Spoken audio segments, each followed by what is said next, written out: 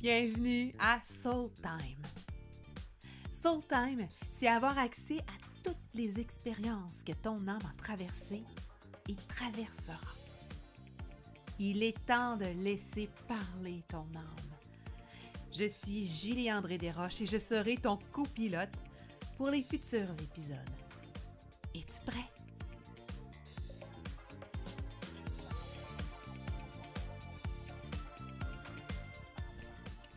Et si je te disais que la Terre te connaît mieux que tu te connais toi-même? Que là, partout où tu poses tes pieds, là où tu respires, l'endroit même où tu marches, elle te lit. Elle sait qui tu es, elle connaît ton chemin. Puis là, je parle pas de poésie ou de spiritualité ésotérique ou quoi que ce soit. Là. Je parle vraiment d'une réalité là, profonde, ancienne, une vérité vibratoire. Il y a des endroits sur la planète qui parlent, puis qui te réveillent. Ils sont là justement pour t'aider à activer des choses. Puis si tu es à l'écoute, ben tu les reçois. Aujourd'hui, je vais te parler de ces lieux, de ces mémoires, qui changent tout quand tu choisis vraiment d'écouter la Terre. Puis oui, exceptionnellement, vous m'avez pas la binette sur YouTube, mais vous m'avez en audio. Le podcast est sans vidéo cette semaine parce que je suis en déplacement. C'est plus fluide pour moi. Je voulais quand même t'enregistrer ça parce que j'ai fait des canalisations, des découvertes. Je suis toujours sur le chemin de Marie-Madeleine, puis je te partage mes nouvelles informations.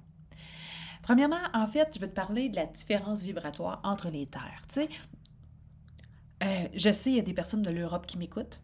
Yes, bienvenue à vous, merveilleux.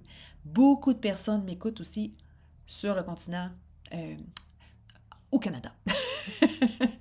Donc, les terres canadiennes sont plus jeunes. Hein? Donc, en voyageant, j'ai ressenti vraiment cette différence énorme parce qu'au Canada, les terres sont jeunes, il y a une vibration de pureté, il y a du potentiel, c'est certain, mais elles demandent à être aimées.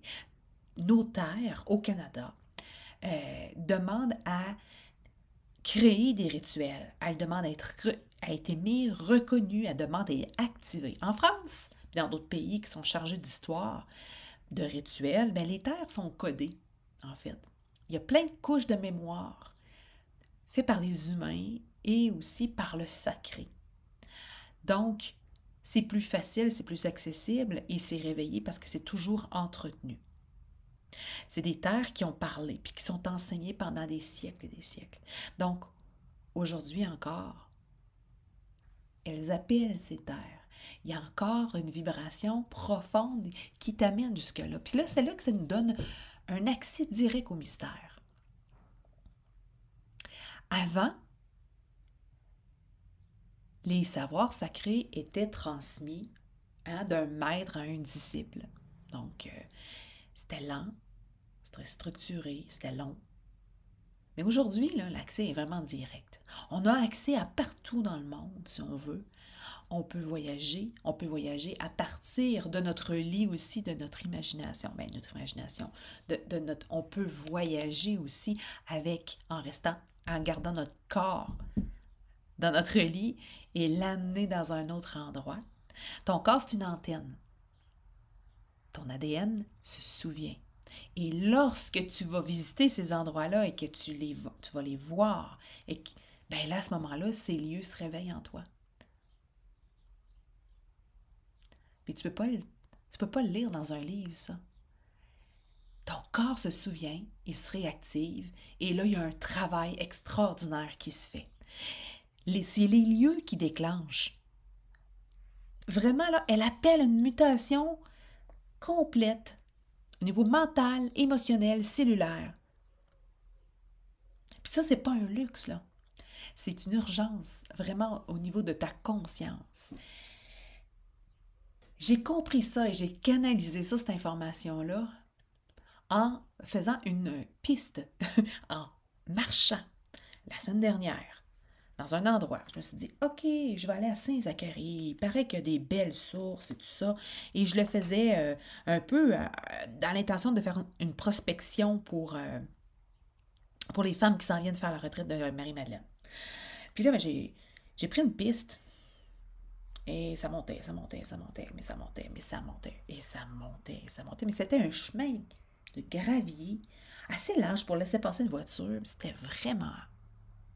Il n'y avait rien d'intéressant. Là, à un moment donné, là, j'ai transpiré, puis je me suis dit, mon Dieu, je m'en allais pas faire une piste comme ça, j'ai pas amené les bonnes espadrilles, j'ai pas amené les bons vêtements. Tu sais, on est comme, j'étais pas adéquatement équipée pour ça. Mais je veux dire, j'avais tout ce qu'il fallait, je pouvais monter, j'avais quand même des espadrilles, j'étais pas en sandales non plus. Puis là, à un moment donné, je me suis assise sur une chaise, oui, il y avait une chaise pour moi, il y avait une pierre, puis là, je me suis dit, OK, qu'est-ce que je fais? Je bois de l'eau. Est-ce que je continue? Est-ce que ça vaut la peine? Est-ce que je perds mon temps ici? Intéressant. Est-ce que je perds mon temps? Ah, parenthèse.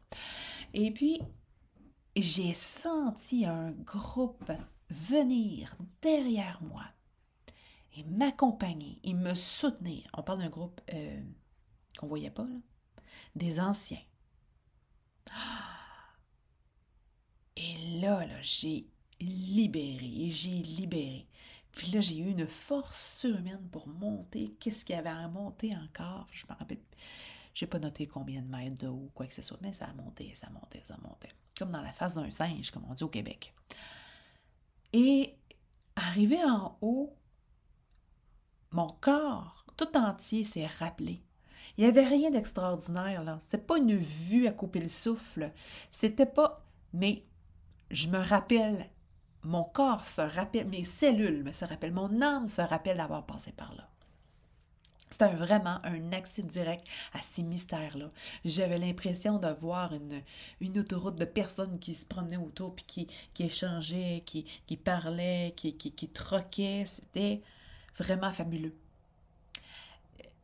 Si j'avais pas vécu ça, cet arrêt-là, puis de sentir les gens derrière moi, ben je serais revirée de bord. C'est sûr et certain. Donc, les lieux sacrés, c'est comme vraiment une bibliothèque vivante. Les anciens le savaient, en fait. Hein? Les anciens, quand on dit les anciens, il y a des milliers d'années, ils ne construisaient pas des temples n'importe où. Ils allaient chercher des pierres à des endroits précis, selon des géométries sacrées, à des points précis, des champs terrestres, avec le lever du soleil, le coucher du soleil, les solstices, les équinoxes, tout était calculé. Chaque cercle de pierre, chaque cathédrale, chaque montagne sacrée, c'est une bibliothèque énergétique vivante.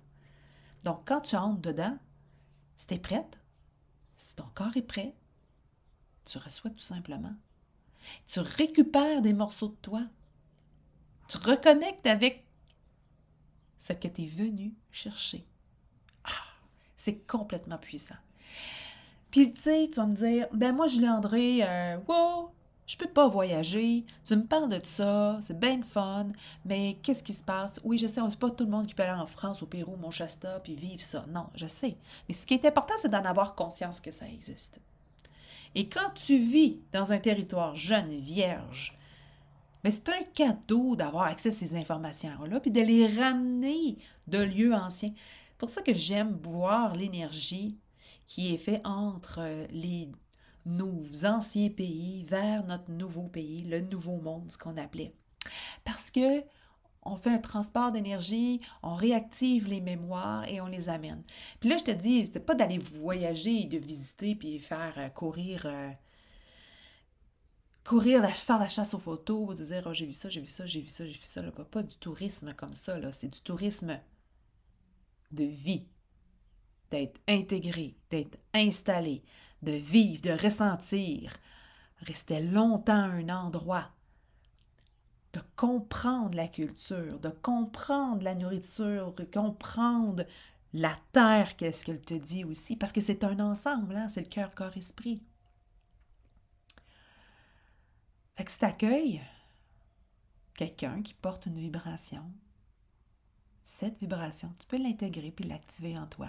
Si t'accueilles quelqu'un qui arrive de là-bas, justement, ben elle émane cette énergie-là encore et encore. Et on peut en profiter au lieu de jalouser, tout simplement. Tu peux commencer à activer ton propre territoire, ton propre terrain, ton propre lopin de terre par ta présence, par ton écoute, par tes rituels que tu vas faire. Et aujourd'hui, je t'enregistre ce podcast un jour, le jour de la Beltane. En fait, la Beltane qui souligne le printemps. Ici, c'est le 1er mai. Ben, c'est le 1er mai. Ici, c'est la Beltane aussi, mais en fait, c'est le 1er mai.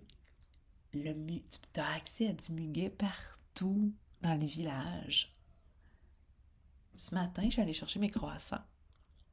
En passant, ça fait 2 semaines que je suis ici, puis c'est la première fois que je mangeais des croissants. Je me trouve vraiment bonne, mais là, je pense que je vais arrêter de me...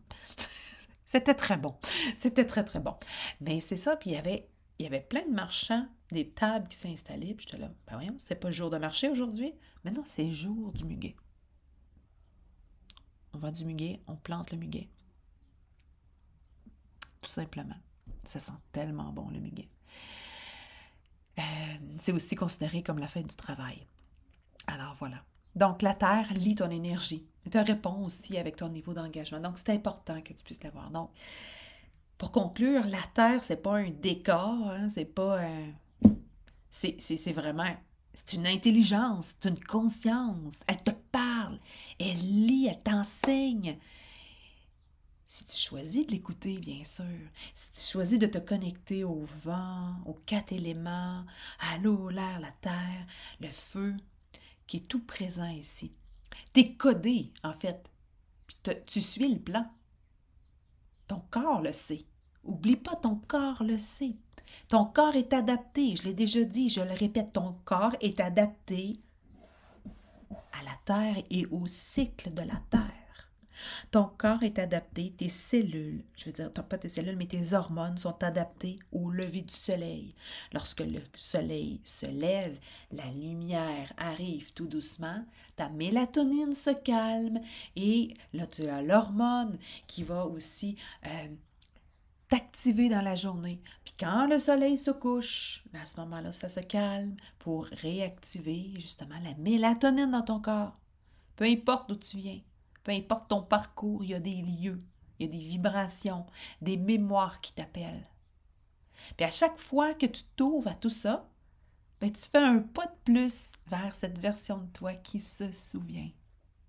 Alors, je t'invite à ouvrir ton champ. Ouvre ton corps.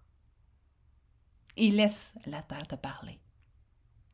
Si le podcast t'a intéressé, même si on n'est pas en visuel, et c'est exceptionnel, je t'invite à le partager, peut-être dans tes réseaux sociaux, ou mettre un j'aime, ou t'abonner aussi à ma chaîne. C'est toujours apprécié pour voir que le travail qui est fait, ben en fait, il est distribué et il est partagé un peu partout. Je te souhaite une merveilleuse semaine.